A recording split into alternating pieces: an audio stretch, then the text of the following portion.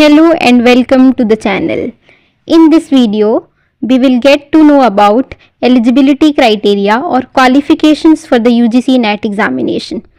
इस वीडियो में हम देखेंगे कि कौन कौन कैंडिडेट्स अप्लाई कर सकते हैं अगर वो UGC NET एग्ज़ाम देना चाहते हैं तो इस पूरी वीडियो को हम 4 पार्ट्स में डिवाइड कर लेते हैं, यानी कि ऐसे 4 तरीके के कैंडिडेट्स होते हैं जो इस एग्ज़ाम में अपीयर कर सकते हैं. फर्स्ट पार्ट में हम देखेंगे the candidates who have passed there masters degree, यानी कि जो अपनी मास्टर्स डिग्री पास कर चुके हैं, पोस्ट ग्रेजुएशन पास कर चुके हैं, वो कैंडिडेट्स अप्लाई कर सकते हैं. और सेकंड हम देखेंगे कि वो कैंडिडेट्स जो मास्टर्स डिग्री अभी परस्यू कर रहे हैं, अपीयर कर रहे हैं, they may also apply for this examination. And third category में हम देखेंगे the candidates who have passed 4 years bachelors degree program, because recently अभी जो रूल्स आए हैं यूजीसी के, उनके अकॉर्डिंग जो 4 year बेस्ड ग्रेजुएशन डिग्री है उसके कैंडिडेट्स भी इफ़ दे हैव पास्ड और they are appearing in the last semester और last year, they can also apply for this examination. So third category was कि जो कैंडिडेट्स पास कर चुके हैं बैचलर्स डिग्री 4 year की.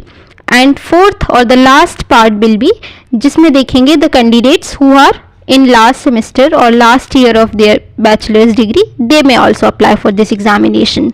तो ये पूरी वीडियो जो है वो 4 पार्ट्स में रहने वाली है, और आप जिस भी पार्ट से बिलोंग करते हैं आप वहाँ से अपनी क्वालिफिकेशंस देख के समझ सकते हैं कि आप इस एग्ज़ाम के लिए एलिजिबल हैं या नहीं है. In first part we will see about the candidates who have passed their master's degree. इस पार्ट में हम देखेंगे कि जिन्होंने अपनी मास्टर्स डिग्री पास कर ली है, जो अपनी मास्टर्स डिग्री पास कर चुके हैं, वो कैंडिडेट्स अप्लाई कर सकते हैं.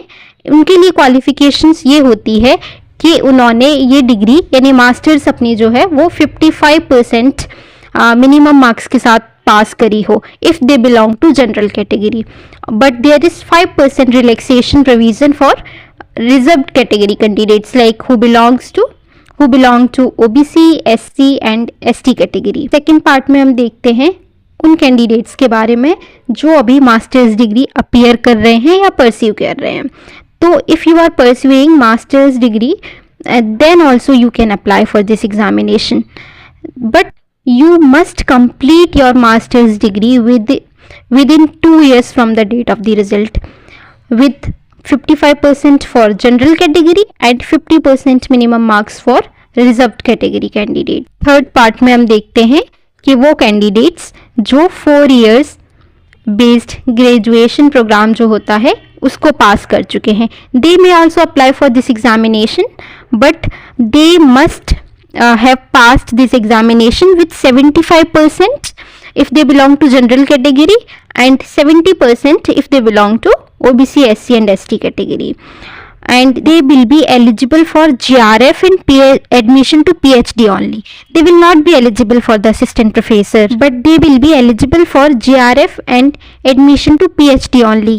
They will not be eligible for assistant professor. अब लास्ट पार्ट में हम देखते हैं उन कैंडिडेट्स के बारे में जो अपीयर कर रहे हैं, जो अभी ग्रेजुएशन डिग्री या बैचलर डिग्री अभी परस्यू कर रहे हैं और वो लास्ट ईयर यानी कि 4th year में है या लास्ट सेमेस्टर में है. दे can also apply for this examination, but they must complete their degree with in 1 year, but they must pass there degree with minimum 75% if they belong to general category and 70% if they belong to OBC, SC and ST category. So we have seen that the 4 types of candidates can appear for this examination. First, who have passed their master's degree with 55%, and second, who are appearing or pursuing a master's degree, and third, who have passed 4 years based graduation degree, and the fourth one who are appearing or pursuing 4 year bachelor's degree and they are in last semester or last year. So these types of candidates may appear for this examination. Thank you and see you soon.